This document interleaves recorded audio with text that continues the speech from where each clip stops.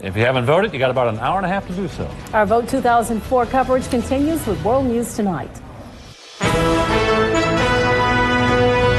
On World News Tonight, this election day, millions of Americans go to the polls. In a dead even race, it is all about getting your supporters to show up. There are long lines in many places. If there are many, many new voters, what difference might it make? And will the cables and the networks get it right this year? We certainly hope so, and we'll show you how our systems have been changed. From ABC News World Headquarters in New York, this is World News Tonight with Peter Jennings. Good evening, everyone, from our election headquarters in New York City. We all know how important this election is to millions of people. We will be right here for the entire evening until we get all the results and are able to explain them. We have a very large team of people here and in every state to report this great event. In many parts of the country today, though we can't put a number on the turnout yet, there appears to have been a determination to vote and be counted that reflects the country divided about who should really lead for the next 4 years.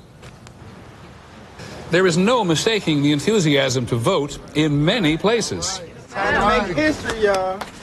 Make this one. Before the election, the political parties had speculated that as many as 120 million people might vote.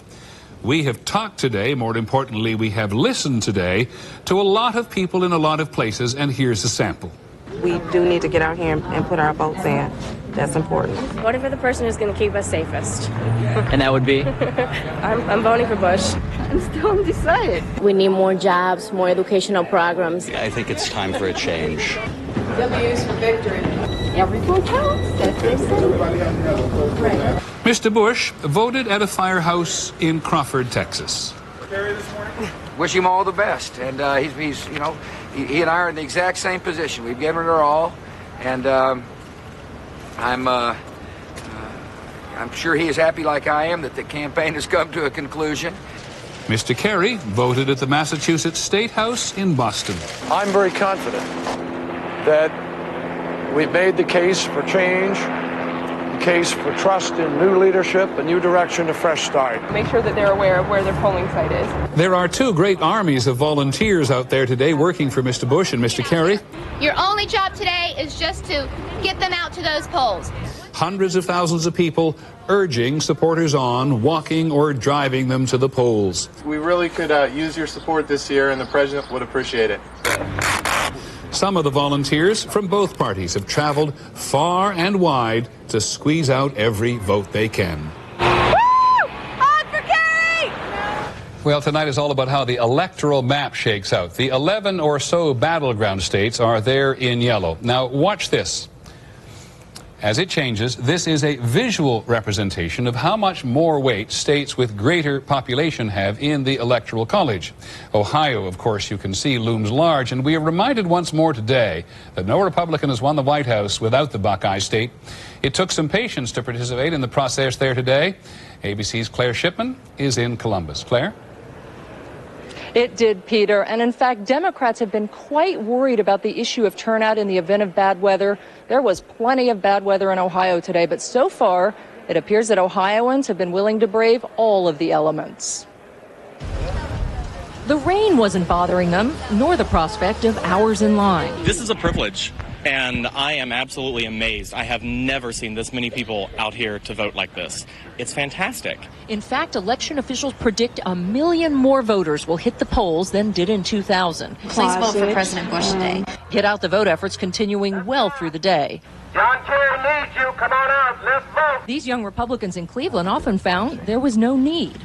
Just got back from the polls. Excellent. Some groups, like DemocraticMoveOn.org, were trying a scientific approach. Thank you, Diane, for stopping. And we won't be calling you. If people tell you they voted for John Kerry, then you're not going to call them later in the day. Exactly. That's the whole purpose. After a flurry of late-night court rulings, controversial poll challengers were allowed at the polls today. Behind the registration desk is Henry Ecker, a Democratic challenger.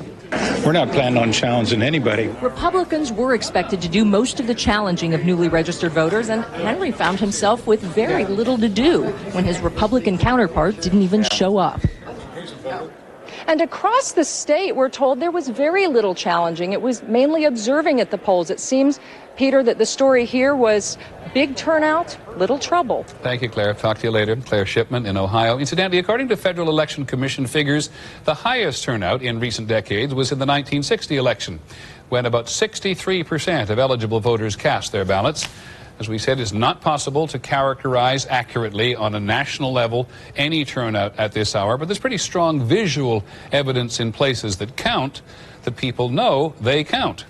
ABC's Bob Woodruff, for example, is in Florida. Ladies and gentlemen, the poll is now open. From the moment the doors opened, it was clear that turnout would be high. Yes, 1507, you're right. Nancy McDonald has worked at this Tallahassee polling place for 6 elections. Last time, only 50 voters showed up all day. This time, hundreds in the first few hours. At 7 o'clock, we had a line up to the little house up here. Wow. Yeah. Unprecedented for this one. Oh, yeah, absolutely. It's wonderful. John Edwards was the only major candidate to visit Florida today. Nice to see you again. Most of the last-minute campaigning Excuse me. Have you voted? Was left to the workers on the ground. No, we have to be very polite about this. Very polite, but very annoying. Although there were a few reported problems, glitches in voting machines, absentee ballots never received, party challengers had almost nothing to challenge. Leslie McCallum was turned away because she admittedly failed to change her address in time. So if you want to vote, you have to go to Orlando. I have to drive to Orlando. Are you going to do it? Probably not. Florida's officials and people seemed intent on avoiding the embarrassment of 2000. I think all is going to go well. Everybody knows that they're under scrutiny this time around. In fact, officials are being so cautious here. The Florida Highway Patrol canceled all of its roadside checks and speed traps today to avoid the kind of accusations leveled against it in 2000 that police were trying to stop minorities along the roads to keep them from voting. Peter, as one person said today, Florida just does not want to be the next Florida. Many thanks, Bob Woodruff. Bob Woodruff in Florida. He'll be with us throughout the evening, of course. You can only imagine what it's like inside the two campaigns themselves. The candidates and the staffers who work so hard are waiting, I suspect, anxiously along with the rest of the country to see how things break. A good many questions will be answered tonight about which voters have really been motivated and why. President Bush will be watching from the White House. Our White House correspondent, Terry Moran, is there. Terry? Peter, the president arrived back here at the White House this afternoon, and he's now up in the residence with his family, including his father, the 41st president of the United States, his mother, some close friends, and his top aides, all of them now just awaiting the returns. After he voted this morning, Mr. Bush, the First Lady by his side, told reporters he was at peace. I trust the judgment of the American people. I love our democracy, and I have got great faith in the wisdom of the people of this country. His aides stood nearby, betraying little emotion, but Mr. Bush, hoping for something decisive, then revealed a rare trace of doubt. It would be nothing better for our system, for the election to be conclusively over tonight, so that I think it's going to be me, so I can go on and lead this country. Then it was off again aboard Air Force One for one last appearance, his 33rd in all-important Ohio. Take the ramp on the left towards Wheeling. At his campaign headquarters in Columbus, Mr. Bush stopped by to thank the volunteers there and elsewhere. I have been uplifted by the fact that thousands of people are working on my behalf, and the fact that thousands pray for me and Laura and our country. Then the president got to work and had a little fun, picking up the phone himself to call a skeptical voter. I promise you it's me. He seemed pleased with the result. 1-0. Finally, it was back to the White House, where just about the entire staff turned out to welcome him. So the plan for tonight is for the president to remain here at the White House, working the phones for those last-minute adjustments in some of the key states and getting the information. And then, win or lose, he'll head over to the Reagan Federal Building here in Washington, where his supporters are gathered for the results. Many thanks, Terry. Terry Moran at the White House. This has been a marathon for Senator Kerry, and he didn't have Air Force One. 698 days since he formed his campaign exploratory committee in December 2002. He's been in 41 states by our count, and many of them more than once. Today, the senator made one final dash, and ABC's Dean Reynolds, who's been our reporter on the Kerry campaign for quite a while, is with us tonight. Dean? Peter, as he ended his campaign today, Senator Kerry called it an uplifting experience and a great statement on the power of democracy. In the wee hours of this morning, in a cold and wet La Crosse, Wisconsin, John Kerry was still at it. Today is a day of a new beginning. It's that magic moment when the greatest democracy on the face of the planet gets to show the world how we work. The senator drew big and enthusiastic crowds on his last night of campaigning in Cleveland and Detroit. If you do your job, help is on the way. Nervous optimism would best describe the mood among his staff as the campaign dashed across the battleground states. An 11th hour push that left the candidate exhausted but exhilarated. And together we will change America. Thank you. God bless you all. Let's get the job done. Campaign officials said they were getting reports from the field suggesting that a big turnout was in the offing, something they said increased their optimism about the evening ahead. And Peter, all this afternoon, the senator has been giving satellite interviews to key TV markets in battleground states. As he said today, I never want to leave any stone unturned. Thanks, Dean. Dean Reynolds with the Kerry campaign, who we'll hear from several times throughout the evening. When we come back, our special election coverage continues.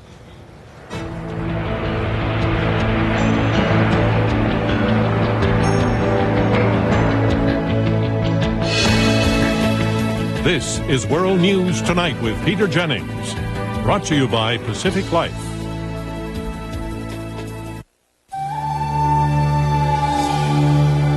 Like a human fingerprint, each whale's fluke is unique.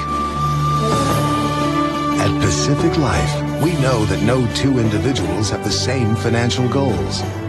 For over 135 years, we've used our experience to help millions of Americans reach their goals.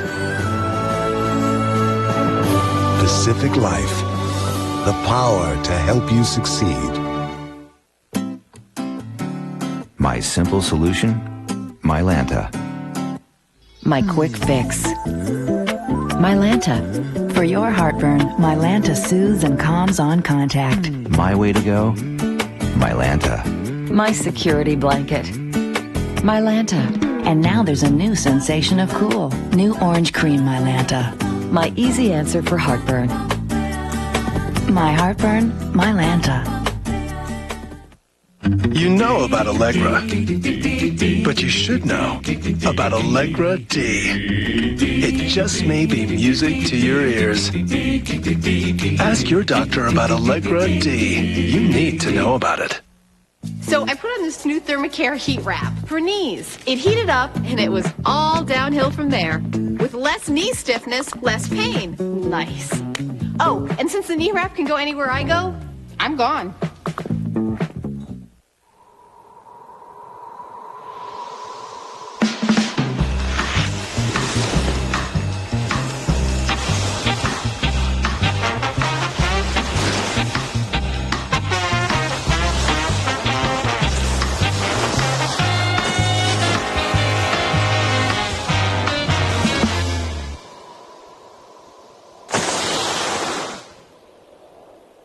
Sometimes all the right moves can't give high cholesterol the slip. If you're at risk and diet and exercise aren't enough, adding Lipitor can help lower your bad cholesterol 39 to 60%. And Lipitor has proven benefits for your heart.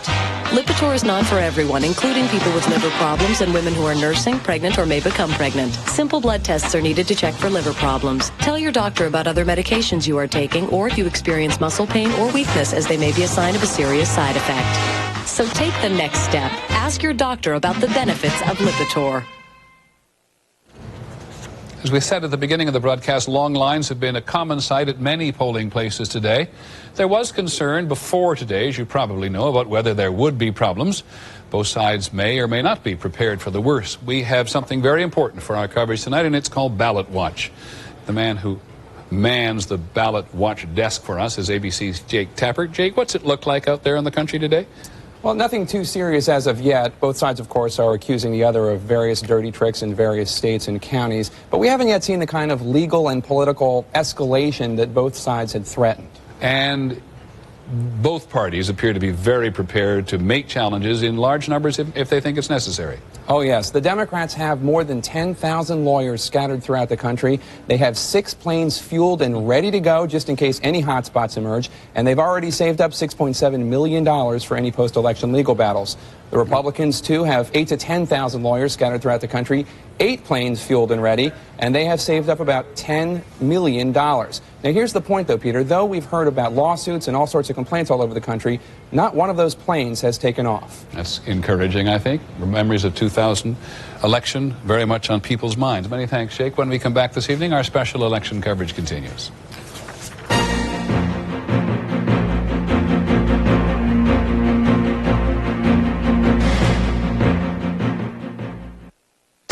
Millions of us are hospitalized with heart-related chest pain or a certain type of heart attack, what doctors call ACS. The cause?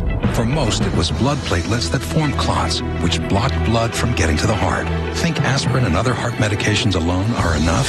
Plavix could help make a difference. So ask your doctor about adding Plavix. Taken with aspirin and your current treatment, Plavix goes beyond what you're taking to help raise protection against heart attack or stroke.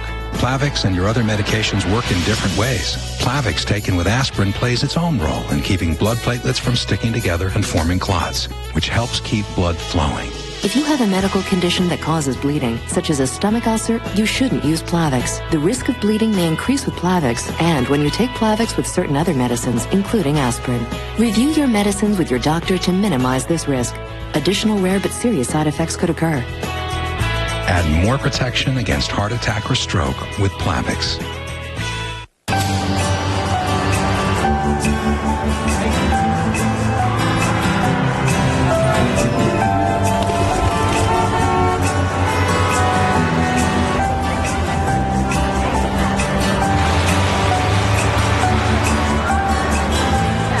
What makes CVS Pharmacy the leading drugstore in America? With prescriptions ready when promised, we've done away with waiting. CVS Pharmacy. Expect something extra. Day after day, drop after drop, you test your blood if you have diabetes. But what if the information you're getting isn't right? If you don't code properly, your readings can be up to 43% off. 43%. And that's just a waste of all those little drops and all your efforts. So Bayer developed the Essentia Contour Meter. There's no coding needed, so you get the information you need from every single drop, every single day. The Essentia Contour from Bayer. There's an easier way to get a 6-month supply of clean, great-tasting water. Pure water filters. Bottled water quality, right from your faucet. Pure water filters. Your water should be pure. Got gas, pressure, bloating? Tums doesn't treat gas, neither does Pepto-Bismol. To treat gas, use Gas-X for fast, powerful relief. Popcorn? Ooh. Gas-X beats the bloat, and acids don't. Tomorrow, crossing the finish line. After a race so tight, who will be president and what's next for the country? For full election night results and in-depth analysis, watch a special edition of World News Tonight with Peter Jennings. This is how your trust is earned. One of the most important people at ABC News is our political director, ABC's Mark Halperin. He's important every day, but he's really important tonight because he's going to watch the exit polls for us. And Mark, I know you've had a chance to look at them a little bit so far. Do people appear to have confidence in the system today, is my first question. They do, Peter. In preliminary data, we, of course, talk to people as they leave the polls all day long. This is only preliminary data right at the beginning. We've talked to a lot of voters, though, around the country. And given all the stories about problems in voting, a pretty high level of confidence. So far, we found 91% of voters are confident that the votes in their state will be counted accurately. Only 9% say so far in this preliminary data that they're not confident. Maybe reflected in the lack of challenges. Now, we've watched in the polls as we arrive at the election how close it's been. And there's always this question about the president's job approval. What do you pick up on that today? Almost nothing more important when you've got the re-election of an incumbent, in this case, George W. Bush. Do people approve of the job he's doing or not? It couldn't be the more basic number. So far tonight in this preliminary data, 51% of Americans leaving the polls have told us they approve of the job he's doing. A little bit less than that of telling us they disapprove. Peter, that's right in the middle of that zone, the danger zone. Above the number where the president is so far, incumbents tend not to get reelected. Below that number, they tend to get reelected, and that's just one of several areas we're finding, Peter, The country, as it's been all year, very divided. Many thanks, Mark. Mark Halperin, our political director. Now I want to turn to my colleague, George Stephanopoulos, who sits at our right here all the time. A lot of talk, at least, around here today about the turnout. What do you sense? Turnout is the big story of the night, Peter. Either way, last time around, about 106 million Americans voted. Both parties are expecting more voters to come out this time. The Republican models, Karl Rove's model, is about 110 to 112 million voters. He thinks he can get a win in that zone by increasing the turnout of evangelical conservative Christians. So if you're in the 110 to 12 zone tonight, I think that's good news for the Republican Party. If you start to climb above that, into 115, 120 million voter turnout, that is more likely to be voters that the Democrats have been targeting, especially young voters. The new voters coming into the system who haven't voted before. Okay, so I'm going to ask everybody when we start coverage, what's the one thing you're going to start to look at tonight? So I give you a head start here. Well, you know, we've talked a lot about big states, Ohio and Florida. I'm going to be looking at a little state tonight, New Hampshire. One, because I'm a political junkie and I love New Hampshire. But more important than that, President Bush won it last time around. If Senator Kerry picks it up, that's 4 electoral votes, a big insurance policy. On the other hand, if President Bush can hold that as a red state, and if you look up on the map, it's surrounded by a sea of blue states against a senator from Massachusetts right next door, that's a real sign of strength. And I know you've been working the phones very hard today trying to get the inside clues from both campaigns as to how they're feeling. In 15 seconds or thereabouts, do you have any? I would say that in 15 seconds, Democrats are feeling good, feeling confident. Republicans a little more apprehensive, but they have a lot more to protect. Sure. Doesn't tell us much at this hour anyway, does it? Many thanks, George. George Stephanopoulos and Mark Halperin, and a lot of other people are going to be with us for our election coverage this evening, including, by the way, our coverage of the Senate. There are 34 seats in the Senate at stake in this election, 15 Republican and 19 Democratic. Just under a third of them look to be competitive. We'll follow them throughout the evening. One of the nastiest races, by the way, is in South Dakota between the Senate Minority Leader, Tom Daschle, and the former Republican Congressman John Thune. And in Florida, where we've heard good things about turnout today, the former Secretary of Housing and Urban Development, Mel Martinez, and the Democrat Betty Castor are fighting for a seat vacated by the 3-term Senator Bob Graham, who gave up his seat to run for president. When we come back on this broadcast, at least, the last report is about us. What have we done to improve our projections after Florida 4 years ago?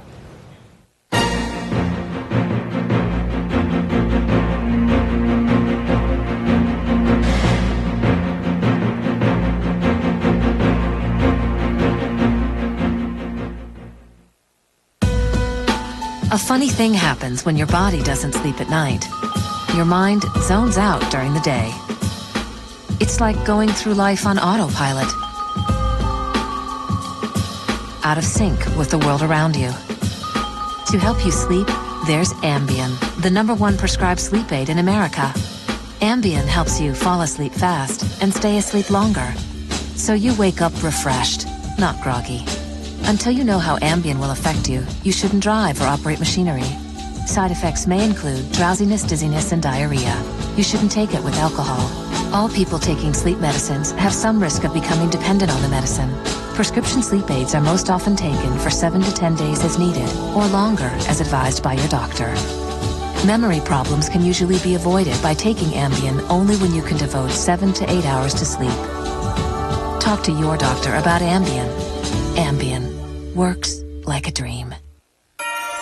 When you get the closeout price at Big Lots, you get more for the holidays. Like a huge selection of decor, priced up to half off what you'd pay at discount stores. Take home a musical carousel, closeout price $39.99. Get an 8-foot inflatable Santa or snowman, closeout price $25. An animated reindeer or 6-foot pre-lit tree, closeout price $19.99. For a festive holiday home with all the trimmings, there's just one place to start. Big Lots. Brand names, closeout prices, happy holidays. Not one of these allergy medicines can give you long-lasting seasonal allergy relief without the risk of drowsiness. But Allegra 180 can. For people 12 and over, side effects are low and may include headache, cold, or backache. Choose long-lasting prescription Allegra. We know that Senokot, with its natural vegetable laxative ingredient, has been hard to find. Well, your wait is over. Senokot, with the laxative ingredient proven to be effective in 50 clinical studies, now in stores everywhere. News from Caltrate. The Surgeon General reports many Americans don't get enough calcium and vitamin D in their diet to maintain strong bones. For those people, he recommends calcium and vitamin D supplements. Get the calcium and D you need with Caltrate, America's #1 calcium supplement. A heart attack can strike without warning, and doctors know 81 milligrams of aspirin is not enough to save your life during a heart attack. So you should always have Genuine Bayer at hand. It has enough aspirin to help save your life. The more you know, the more you trust Bayer. You want flat and unobstructed, a little consistency? Try bowling. Tiger, VJ, and Ernie head the field as the top 30 in the game go at it. The Tour Championship, this weekend on ABC. What will this presidential election look like the morning after the vote? Tomorrow, for the day's first word on all the election results, turn to Good Morning America for the 2004 vote the morning after. It's not just politics as usual around here. Finally this evening, getting it right. We have no intention of sugarcoating it. All the networks, including this one, and certainly the cable channels, blew it 4 years ago in projecting a winner on election night. We cannot speak completely for the others, but we spent a lot of time analyzing what went wrong and how we can do things differently this time. With a lesson on that, so to speak, here's ABC's Bill Blakemore. Do we need to be reminded? The networks called Florida for Gore. Al Gore wins the state of Florida. Then took it back. Florida pulled back into Then called it for Bush. George Bush is the president-elect of the United States. Then took that back. Our second major switch of the night. A perfect storm. Scientific projection, which had a reliable track record, suddenly gone all wrong, revealing both flimsy voting methods and faulty projection models. The networks were called to Congress to explain what went wrong. This candidate... ABC News has spent the last 4 years making sure such faulty projections don't happen again. The overhaul directed by polling expert Dan Merkel. The biggest changes are that we have new sources of data that we're more confident in, and we have a lot more access to information. The old systems for gathering data have been disbanded, replaced by the new National Election Pool, created by the networks and Associated Press. All day today, a newly hired polling company, Edison Matovsky, has been collecting exit poll data, asking people who they voted for in 1,500 sample precincts, more than 4 years ago. Added to that data, actual counted votes reported by the Associated Press, with much more funding, staff, and software for double-checking than in 2000. ABC's Decision Desk will be receiving far more information this time about absentee and early voters, who turned out to be so vital in 2000's close election. And our computers have been loaded with more powerful mathematical formulas for projecting results. We will not make a projection until we're 99.5% certain. ABC News will not project any state if there appears to be less than 1% difference in the tabulated vote. Another layer of review has been added since 2000. This new oversight desk, where every ABC projection will get examined one more time before it goes into the studio.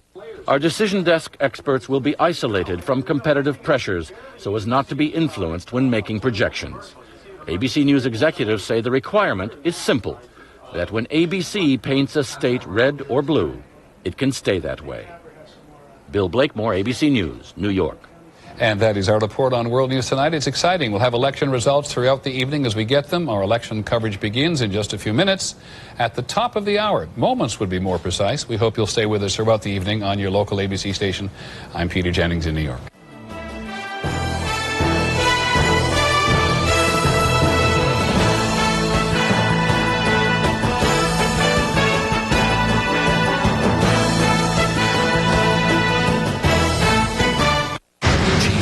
Is calling ABC's Lost TV's most addictive new drama. You don't know me! Take one look and you'll see why. Where is he? Is he alive? An all-new Lost, Wednesday 8/7 Central, only on ABC. News 2 at 6 starts now. This election is in the hands of the people, and I feel very comfortable about that. It's just a magical kind of day. And I want to thank you. The candidates thanking their supporters tonight. Now all they can do is wait as the final ballots are cast and the returns start to come in. The race for the White House ends tonight. Good evening, I'm Ann Holt. And I'm Bob Mueller. Here in the mid-state, thousands cast ballots today. In some places, voting has gone very smoothly. In others, it has not. We'll get to all of that, but we begin tonight with a look at what's happening right now at the polls. News 2's Scott Frolick begins our team coverage. He is live in Bordeaux. Scott? It's not very crowded. As a matter of fact, you might wait longer to order something at the drive-thru of your favorite fast food restaurant than you would to wait in line here. Take a look. You can see that line was all of 5 people long. They have 5 booths. They've been able to get through this very quickly. They've had about 750 plus voters here today. They had a lot of early voting. 58% voted early. That's why they haven't been very busy, they say. It's been much busier here in 2004 than it was in 2000. But still, not very crowded, maybe, perhaps, because so many people voted early. And live in Bordeaux, Scott Frolick, News 2. All right, thank you, Scott. We're also keeping a close eye on the Davidson County Election Commission. County commissioners right now are right there. News 2's Melissa Penry has been there with them all day.